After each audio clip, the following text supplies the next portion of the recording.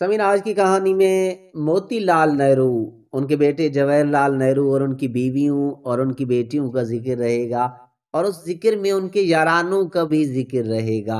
समीन, वो 17 साल दोशीजा हुस्न जमाल का ऐसा नमूना थी कि उफ, लड़की वाकई कश्मीरन थी। लड़का भी बहुत दिलकश चेहरे का मालिक था। दोनों ने एक दूसरे को देखा तो मुस्कुराहटों का तबादला हुआ और साथ ही दिलों का भी। अब शादी में क्या रुकावट हो सकती थी, मगर शादी में तो रुकावट ही रुकावट थी, इसलिए कि लड़की कश्मीरन बरहमन जादी तो लड़का मुसलमान। समीन, मोतीलाल नेहरू जो जवाहरलाल नेहरू के बाबा थे, एक बहुत अमीर और कामयाब बरिस्टर भी थे। बाद में वो दोबारा कांग्रेस पार्टी के सदर बने। उन्होंने एक अखबार भी निकाला जिसका नाम था इंडिपेंडेंस। सैयद हुसैन नामी नौजवान उनका एक असिस्टेंट था जो अपने बॉस की खूबसूरत बेटी विजय लक्ष्मी पर फिदा हो गया। विजय लक्ष्मी जवाहरलाल नेहरू की बहन थी, मगर दोनों की शादी तो मुमकिन नहीं थी, क्योंकि जालिम समाज जैसे बंधन को हरगिज कबूल नहीं कर सकता। अब उनके सामने एक ही रास्ता था, इस घुटे हुए माहौल से निकलकर यूरोप की आजाद माहौल में जिंदगी गुजारी जाए। लिहाजा विजय लक्ष्मी नेहरू और सैयद हसन समंदरी जहाज पकड़ने के लिए बंबई पहुंच गए ताकि सुइज के इस पार जिंदगी का आगाज करें, मगर जहाज पकड़ने के बजाय वो खुद पकड़ लिए गए। रोती धोती आंसू फरोती विजय लक्ष्मी लौट आई। बाप ने उसे इस्लाह के लिए अपने नए दोस्त मोहिनदास करमचंद गांधी के पास भेज दिया और उस पुरकशिश लड़की विजय लक्ष्मी का ब्याह एक मरहट्टे बरिस्टर पंडित सीताराम से हो गया। विजय लक्ष्मी और सैयद हुसैन के फरार के मौके पर अकबर अलाहाबादी ने एक निहायत मुनासिब शेर लिखा था, दुख्ते मारू को लेके साफ उड़ा इंडिपेंडेंस इसी को कहते हैं। याद रहे कि अकबर अलाहाबादी पंडित मोतीलाल नेहरू के दोस्त थे। समीन, विजय लक्ष्मी ने 90 साल की उम्र पाई, लेकिन वो सैयद हुसैन को कभी नहीं भुला सकी थी। मजे की बात कि विजय लक्ष्मी की बेटी नयन तारा भी एक मुसलमान लड़के को पसंद करने लगी थी। ये था inspector of schools Asadullah Kazmi का बेटा नूरुल्लाह काजमी, मगर इन दोनों की भी शादी ना हो सकी। जवाहरलाल नेहरू तो लड़कपन ही से हुस्न परस्त थे। उन्होंने इंग्लैंड में 7 साल गुजारे और बहुत खुश रहे। जवाहरलाल नेहरू तो लड़कपन ही से हुस्न परस्त थे। उन्होंने इंग्लैंड में 7 साल गुजारे और बहुत खुश रहे। वहां के आजाद माहौल में कई गर्लफ्रेंड भी उनकी जिंदगी में आई।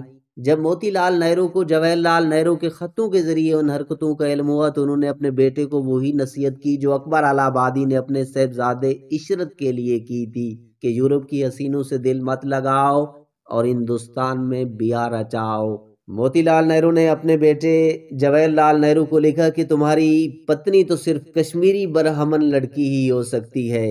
इस तरह दिल्ली के बहुत दौलतमंद कश्मीरी सेठ जवाहर मल की लड़की कमला की शादी जवाहरलाल नेहरू से हो गई। कमला के दोनों तरफ जवाहर, बाप भी जवाहर और पति भी जवाहर, फिर शादी में जवाहरात की भरमार क्यों ना होती। मगर जवाहरलाल नेहरू की जौलानियां बरकरार रहीं। वो अपनी सीधी सादी बीवी के मामले में अपनी खूबसूरत बहन विजय लक्ष्मी के ज्यादा करीब थे। दोनों के दरमियान अनोखी मोहब्बत थी। और बाद में जवाहरलाल नेहरू की बेटी इंदिरा भी अपनी बड़ी फूफो से रकीबाना नफरत करने लगी थी। इंदिरा गांधी अपने खतों में अपने बाप को डार्लिंग लिखती थी। जवाहरलाल नेहरू की तालीम उर्दू से शुरू हुई, फिर वो इंग्लिस्तान जाकर इंग्लिश के शहर में गिरफ्तार हुए। वो बहुत शानदार इंग्लिश लिखते थे, लेकिन उर्दू से उनका ताल्लुक कायम रहा। खसूसन शायरी से उन्होंने अपने दोस्त फिराक गोरखपुरी के साथ मुशायरों में भी शिरकत की और जोश जिगर, सागर निजामी और बच्चन जी वगैरह के भी करीब आ गए थे। जवाहरलाल नेहरू का सारा खानदान जोशो खरोश के साथ सियासत में हिस्सा लेता था।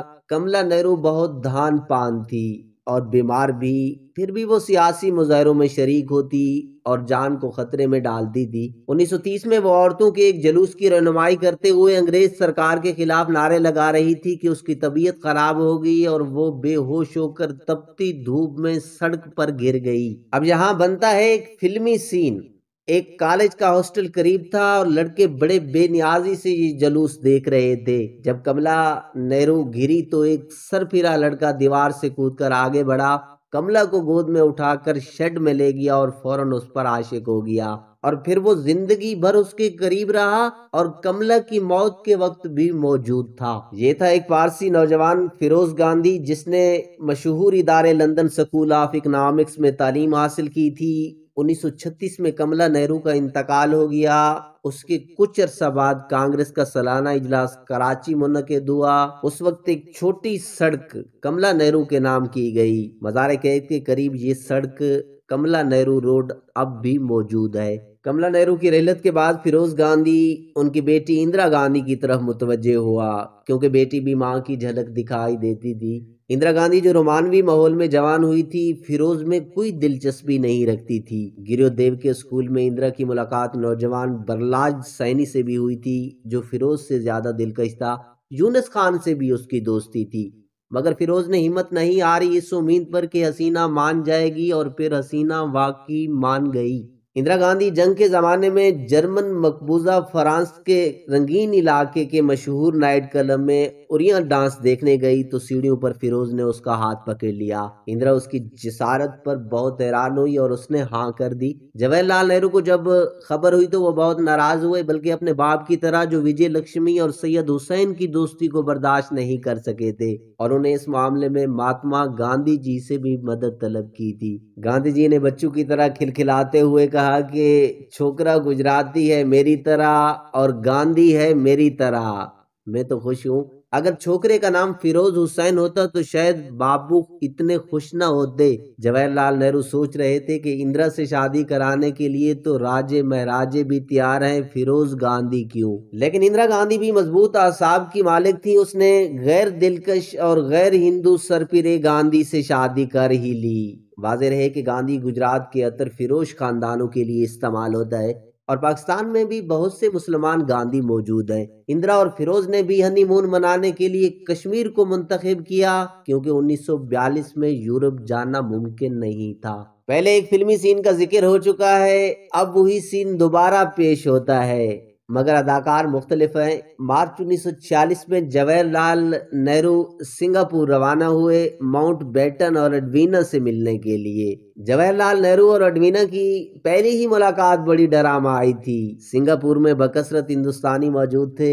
اپنے قومی ہیرو کو دیکھ کر وہ آپے میں نہیں رہے۔ نہرو کے جے کا نعرہ لگاتے ہوئے ایک ریلا ان کی طرف بڑھا، اور دھکا پیل میں ایڈوینا فرش پر گر گئی۔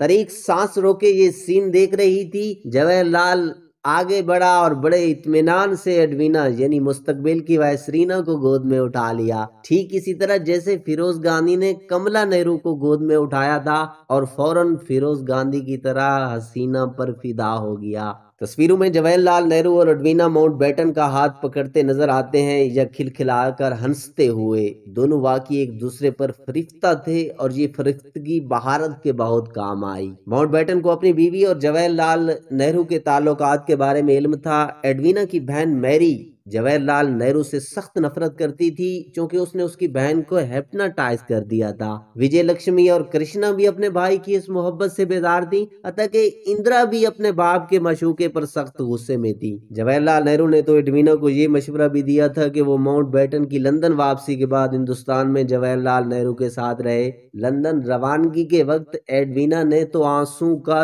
دریا بہا دیا تھا۔ جواہر لال نہرو جب بھی لندن جاتے ایڈوینا سے ضرور ملتے، اور دونوں کے درمیان جذبات سے لبریز خطوں کا تبادلہ برابر جاری رہا۔ اب یہ خط قومی سرمایہ ہیں۔ ایڈوینا کی صحت برابر خراب ہو رہی تھی، لیکن پھر بھی جنوری 1959 میں وہ دہلی اڑ کر پہنچی تاکہ وہ اپنے محبوب جواہر لال نہرو سے مل سکے، جو چین کی فوجی دخل اندازی کی وجہ سے بہت پریشان تھے۔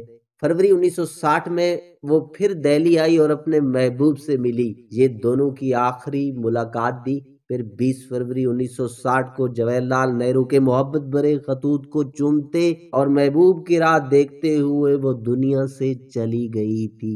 ناظرین، اس تاریخی کہانی کے بارے میں ایک کمنٹ ضرور دیجیے گا۔